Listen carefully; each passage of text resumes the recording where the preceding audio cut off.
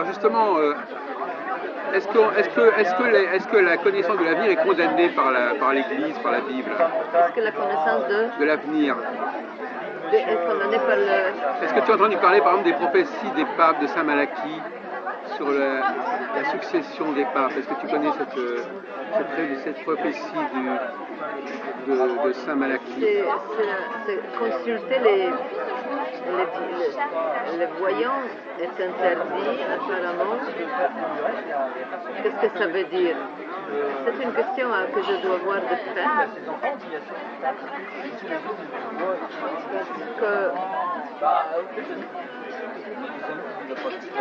Il y a des personnes qui peuvent avoir des dons et de savoir.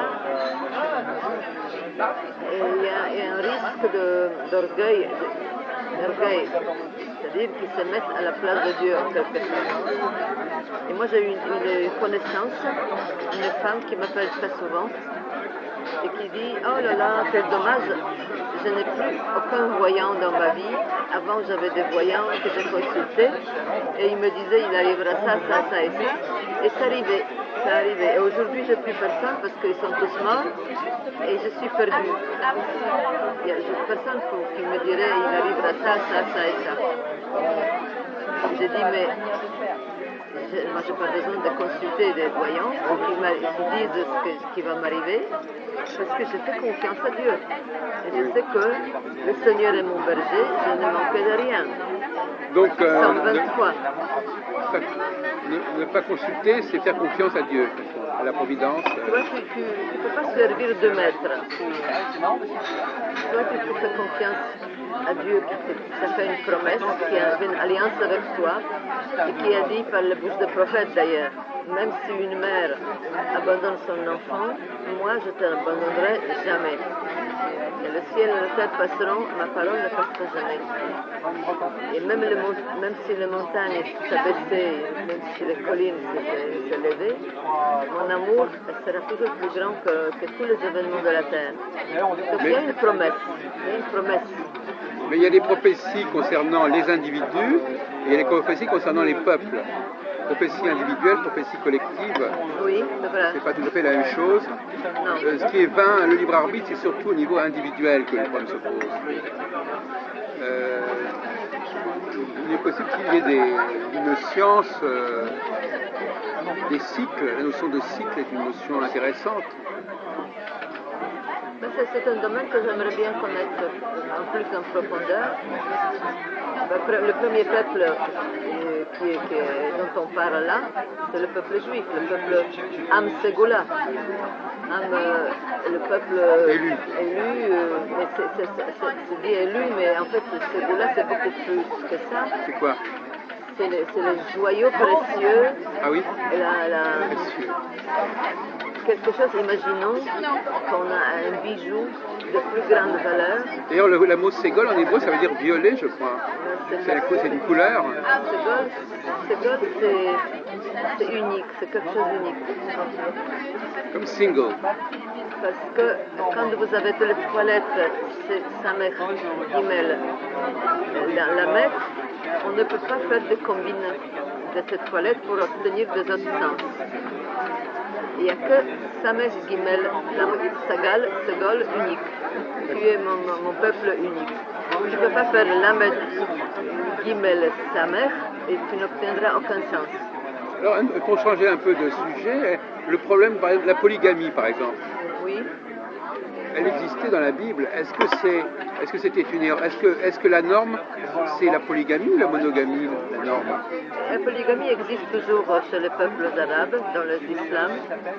Et bon, je vais te faire rigoler, mais les Arabes disent, les islamistes disent aux occidentaux catholiques, nous sommes polygames et vous avez des maîtresses. Alors ça devient un même. C'est-à-dire, moi personnellement, en tant que femme, mon expérience de la vie me dit que l'homme est foncièrement polygame, l'homme en tant qu'homme. Oui. ça ne le dérange pas d'avoir plusieurs femmes. Et il faut les aimer toutes, chacune à sa façon, et il ne voit pas l'inconvénient. Donc, un homme peut servir plusieurs femmes en fait. Il faut aimer même, il faut s'occuper d'elle, l'aimer, avoir un enfant avec. Et puis après, il a une autre femme qui a aussi ou un enfant ou pas enfant, mais il a une autre relation aussi intime qu'avec l'autre. Et c'est pas nécessairement des relations superficielles. Mais... Alors, je comprends ça. Ça ne veut pas dire que je serais contente d'être une des femmes, personnellement. Non. Je sais pas, mais je crois que je préférais quand même être unique. Comme moi, je donnerais à l'homme que j'aimerais, je me donnerais tout entière sans chercher des autres hommes. Il n'y a pas forcément de symétrie entre les hommes et les femmes. Alors justement, tu parlais tout à l'heure d'Adam et Ève. Est-ce que la femme est un problème pour l'homme? Est-ce que c'est un obstacle pour l'homme Et moi, je pense qu'au début de la création, il était créé l'être humain, qui n'avait pas de sexe, qui était en même temps l'homme et femme, les deux dans un seul être. Androgyne. Et c'est après qu'il s'est trouvé seul. L'otov le ben Adam, l'ichiot le vado. Il n'est pas bien pour l'homme, pour l'être humain, être seul. Ce n'était pas pour l'être humain masculin être seul, qu'on a toujours traduit. Et c'est pour l'être humain en tant que tel. Il lui faut un vis-à-vis. Pourquoi? Parce que Dieu lui-même a créé le monde pour avoir un vis-à-vis. Il s'est retiré, il a fait le tzimtzum, c'est-à-dire il s'était amoindri, parce que Dieu est omniprésent et omniprésent. Donc il y a le même rapport entre l'homme et Dieu et entre la femme et l'homme. Enfin, entre l'homme et l'homme, les êtres humains. Et moi je ne sais pas, mais quand je parle de ça, j'ai l'impression comme si on expliquait ça à rebours. C'est-à-dire, puisqu'on a des hommes et des femmes, il faut expliquer pourquoi il y a des hommes et des femmes. Mais je préfère expliquer ce phénomène des hommes et des femmes comme la complémentarité. Mais par exemple, pourquoi est-ce que dans l'Église, il n'y a pas... Pourquoi est-ce qu'en Église, les femmes sont exclues de la hiérarchie ecclésiastique C'est une question de la tradition. Chez les protestants, c'est pas comme ça. Même dans le judaïsme, comment ça s'appelle libéral, il y a des femmes rabbines. Oui. Et moi, je connais des femmes pasteurs qui sont merveilleuses. Et j'aurais beaucoup aimé être femme pasteur, moi. Oui. Si je vais à refaire ma vie. Il faut que tu sois protestante alors. Oui, j'aimerais bien faire. C'est-à-dire qu'on est à la tête d'une communauté, qu'on est responsable de la communauté des croyants, peu importe la religion, pour transmettre, pour être la porte-parole de la communauté, puis servir la communauté. Transmettre la parole, être à l'écoute, prendre soin de la communauté, transmettre... Les ouailles. Oui, ça c'est tout à fait, ça peut être l'homme ou la femme, c'est pas du tout réservé aux hommes. Non. Je pense que l'Église catholique se trompe. Moi je pense ça. Mais je reste dans l'Église catholique parce que le fait de changer, ça ne va pas apporter grand-chose. Mais il faut faire son chemin à soi, très individuel et très... Tu n'as pas été tenté par la conversion vers le judaïsme, par exemple? Dans ma vie? Oui. Puisque tu as tellement fréquenté ce milieu judéo-chrétien. Ou alors tu penses qu'on ne peut pas... Une conversion au judaïsme est une absurdité? C'est-à-dire que... On ne peut pas devenir juif? Jésus est important pour moi. Jésus est important pour moi et le fait de croire en Jésus et d'avoir une intimité avec lui par la prière, par la confiance en lui, c'est important pour moi. Ça me fait vivre en quelque sorte. Et pour toi, Jésus, c'est le lien avec le judaïsme, c'est ça que tu veux dire? Et donc, si je devenais juive, enfin, si je passais au judaïsme, je ne pourrais plus confesser ma foi en Jésus. Donc ça me manquerait, ça m'aurait manqué. Il paraît qu'il y a des juifs qui continuent à être fidèles à Jésus. Oui, donc moi je suis chrétienne parce que je sais que Jésus est mort pour moi, pour me sauver moi, par amour pour moi. Donc c'est très individuel. Mais l'Église catholique, par tradition, c'est mon Église, donc je reste dans mon Église. Mais je prie dans la messe, la moitié de la messe, je prie en hébreu, par exemple. Tu as traduit toi-même, tu as fait tes propres traductions? Oui, mais il y a aussi, ça existe, les traductions. Ah oui, d'accord. Déjà. Mais ma passion, personnellement, c'est... Tu peux traduire le Notre Père en hébreu, par exemple? Ça y est, c'est déjà traduit. Je peux le dire tout de suite, si tu veux. Oui. Mais ce qui me passionne, c'est l'unité des Écritures. C'est-à-dire, depuis la livre de Genèse jusqu'à livre de l'Apocalypse, Ah bon? il y a un message. C'est-à-dire qu'il y a la promesse, et l'alliance qui s'accompagne. La brite. La brite, et puis cette alliance est conduite jusqu'au bout. Mais la question, c'est effectivement le passage... Jusqu'à la résurrection. Mais tu penses que le message de Dieu s'adresse à l'ensemble de l'humanité, en fait, ou simplement aux Juifs? Non, mais les Juifs ont par leur identité de peuple élu, qui banu bacharta, qui otanu kidashta, le kola... non, face à toutes les nations, ce peuple-là est un peuple de prédilection pour Dieu. Pourquoi?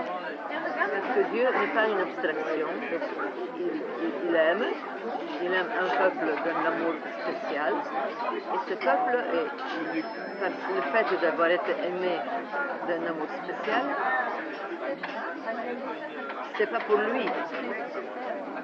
Il en profite le premier. Mais c'est pour dire au monde qui est Dieu. Qui est le Dieu unique, Dieu de l'alliance, de la parole qui tient. Donc les Juifs sont la preuve de Dieu, en fait, quelque part. Ah oui, absolument. Et ils ont cette vocation, de par leur élection, justement, ils ont une vocation à ceux qui ne connaissent pas Dieu, qui connaissent des idoles, ce qu'on appelle des idoles. Mais enfin, moi, un sujet qui m'intéresse beaucoup, c'est justement le basculement entre l'individuel et le collectif. Là, par exemple, les Juifs, ils existent aussi en tant qu'ensemble, en tant que collectif. Ils n'existent pas, donc la dimension individuelle, elle est secondaire ici, en fait. Hein. C'est un destin collectif, non pas un destin personnel. Oui, les Juifs disent toujours en pluriel, nous, en afro. Oui. Alors, ni, Avalani et Tehila. C'est-à-dire que les Juifs sont à la fois un peuple qui a une réalité collective et à la fois qui a eu des individualités très puissantes. Toujours. Il y a cette espèce de dialectique constante entre le peuple en tant que peuple et aussi ceux qui sortent de ce peuple, qui le représentent et qui l'incarnent. Quand tu lis, par exemple, le Midrash, c'est-à-dire les exégèses juives et l'explication des textes, il y a toujours un rabbin qui dit au nom de l'autre rabbin. Et l'autre rabbin a dit ça encore de notre rabbin. C'est-à-dire qu'il y a une individuelle qui est appuyée sur le collectif. Je ne suis pas seule à dire des choses. Je m'appuie sur ceux qui ont déjà dit des choses avant moi. Et moi j'ajoute, c'est-à-dire que c'est la dialectique entre le disciple et l'élève et le disciple. le maître, le disciple, et comme ça, il construit toute la communauté. Mais alors, est-ce que tu as un regard sur le phénomène de la Shoah? Est-ce que tu expliques ça? Est-ce que tu comprends cette chose-là au XXe siècle? La Shoah, c'est pas... Qui d'ailleurs est lié à la Pologne quelque part.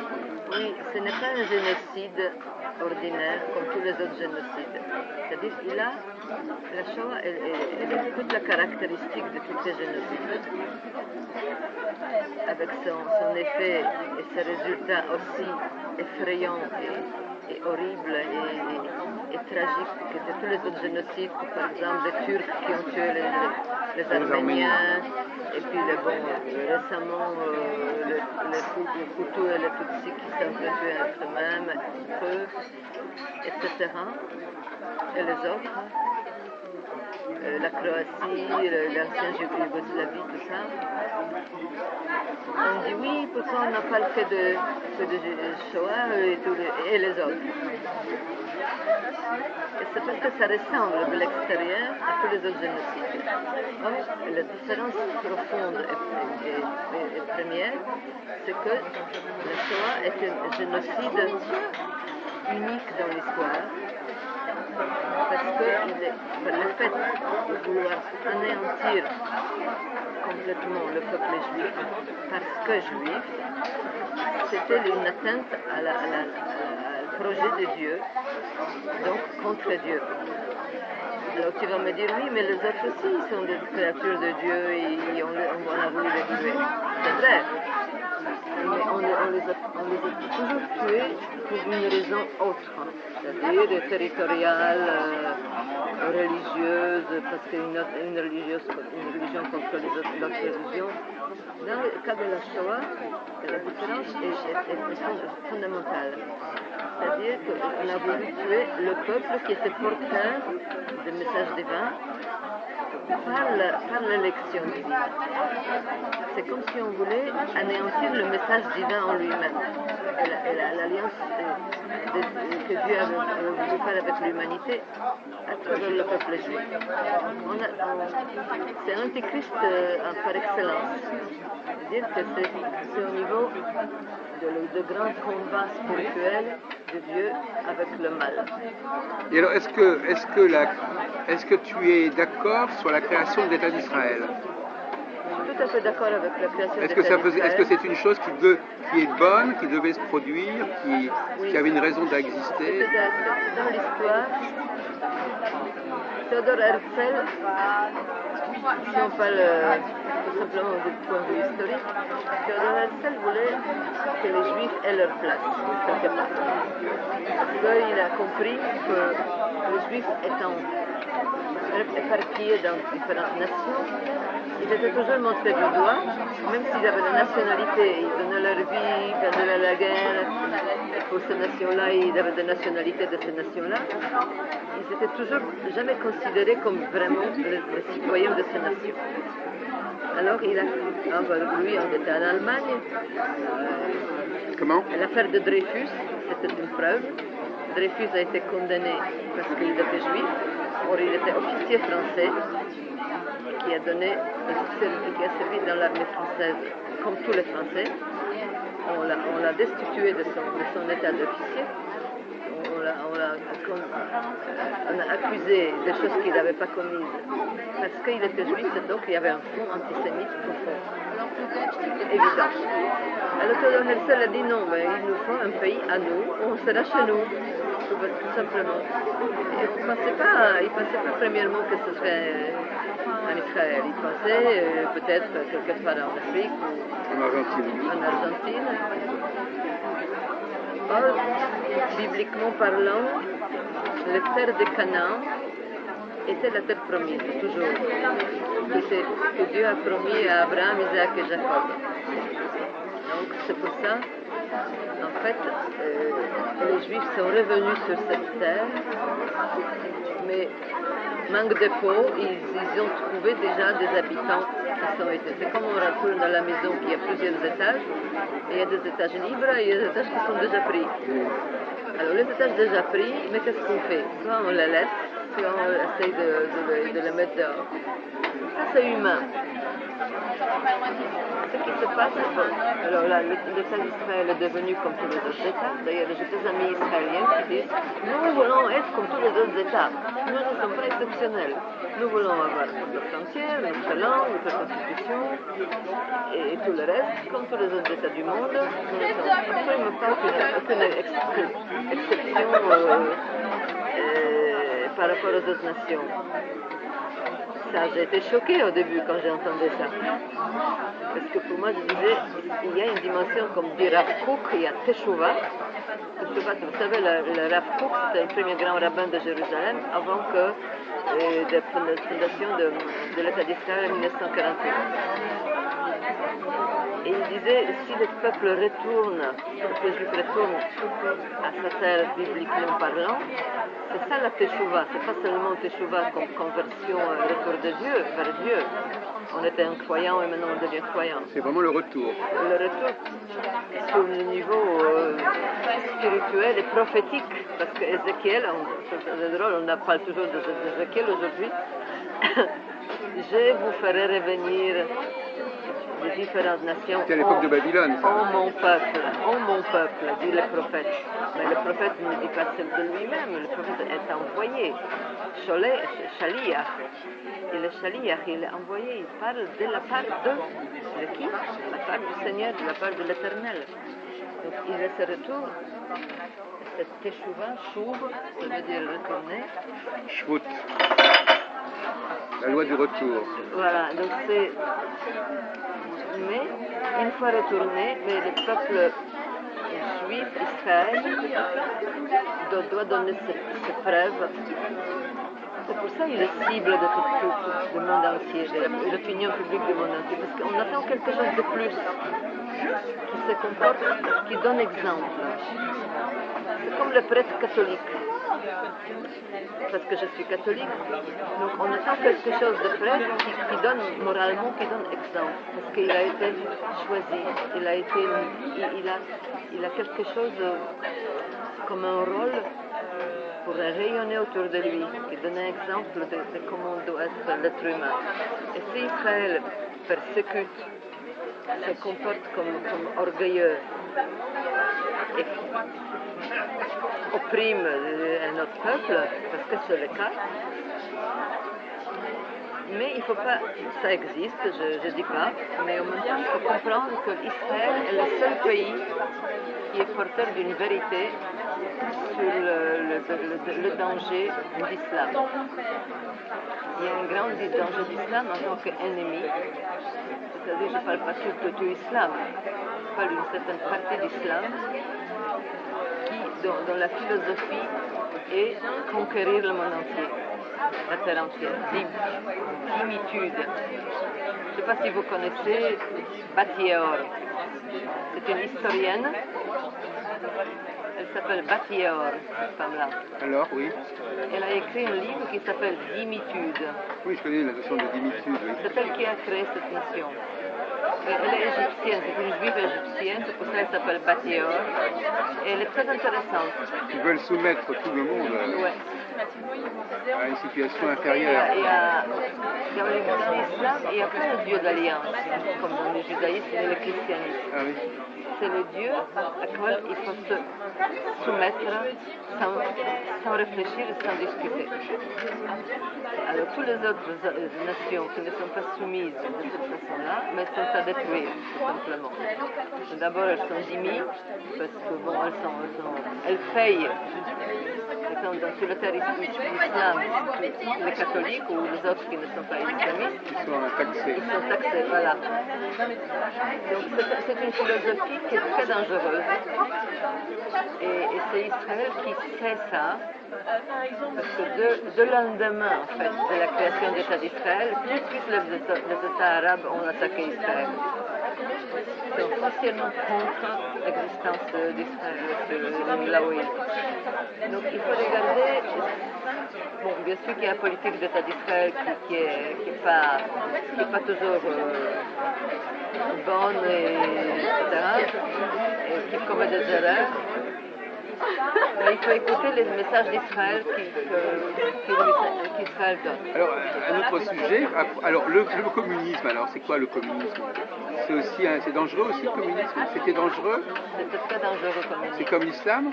Parce que le communisme est un mensonge qui est montré dans le papier cadeau février.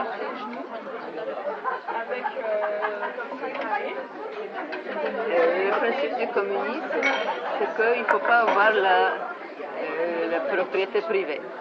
C'est-à-dire que tout est commun. Et ça, c'est foncièrement faux. Parce que dès que tout est commun et que personne n'est propriétaire de rien, mais l'intérêt pour construire disparaît.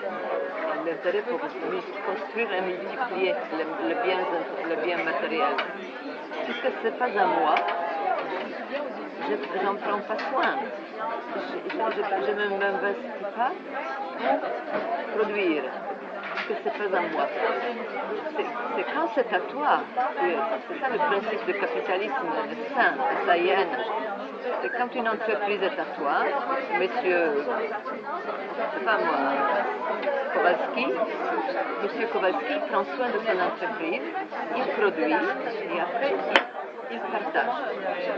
Il partage le bien qu'il a produit et il y a un échange économique sain. Dans le communisme, il y a un mensonge foncier que tout ce qu'on produit appartient à tous. Alors l'être humain est Et donc c'est une bonne chose que le communisme décline ou est disparu? C'est une bonne oui, chose. Complètement. C'était un message qui était faux. En plus, c'est pas vrai qu'il n'y avait pas riche, le communisme. Ils étaient bien là, mais ils proféraient des mensonges en disant mais non, tout est commun et tout appartient à tous. Alors quels sont les dangers qui menacent l'humanité du XXIe siècle? Pour revenir au prophétisme, il y a quand même des choses qu'on peut craindre.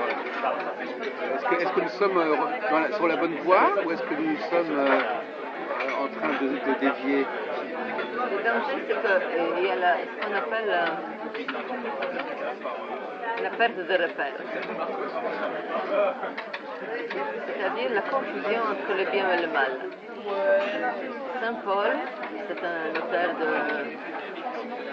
dans le Nouveau Testament catholique, chrétien, il y a des épîtres de Paul, Shaoul de Tarse.